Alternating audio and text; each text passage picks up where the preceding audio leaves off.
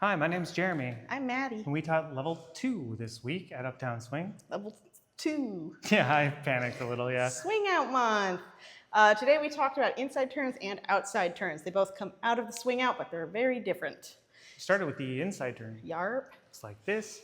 1, 2, 3, and 4, step, turn, triple step.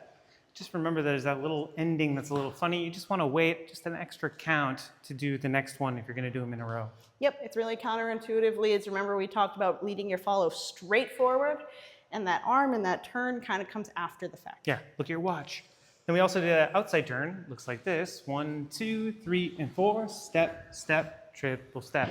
And just like that one little look at your watch, there was a little moment where we went to ballroom pose, what we call ballroom pose.